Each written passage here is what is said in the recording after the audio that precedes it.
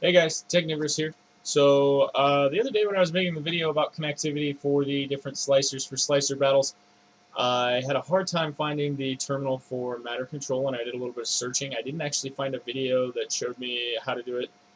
It took a little bit of digging, so I'm going to show you today how to open the GCode terminal in MatterHackers in a matter of moments, and hopefully save you some time because I did do some digging before I found it. There was something that told me it was in the options, but I couldn't find the option selection because it wasn't labeled. So I'll show you real quick how to do it. What we need to do is, obviously, you got to be into a workspace. I'm just going to drag a primitive in here so I have something to slice. You'll see my slice settings that appear over here. Once this happens, what you need to do is click on this one, okay? Not the bottom. Oh, you can't see. Let's see. Let's slide me out of my usual corner. Boop, there we go.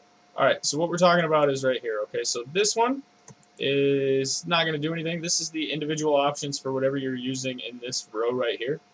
This is the options they're talking about when they say printer. Now, originally, the things I saw said that it was in here under printer.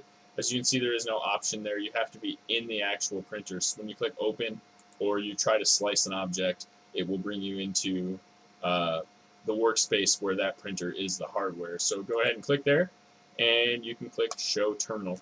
It's that simple. You see nothing popped up over here, but it does have the tab over here for the terminal, and I'm not hooked up right now, so we're not connected, but you can see that I have my terminal available.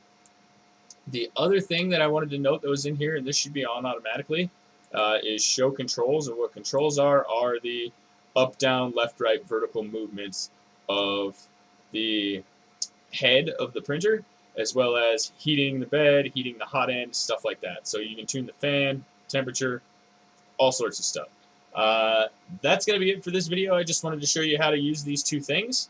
We are going to do another video in a little bit on the slicer settings and all of the different stuff that's hiding in here before you hit the slice button, but we'll save that for another day.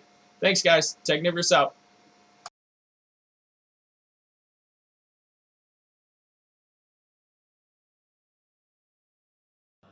And as always, guys, I am Technivorous. Thanks for watching this video. Don't forget to hit the like button. You can subscribe right here by clicking on the icon. And I put a couple videos up in the corner. One of them is going to be my latest video, my latest upload, and the other one is going to be what YouTube recommends for you. So feel free to check those out. Don't forget to hit that bell for notifications down below, and we'll see you guys next time.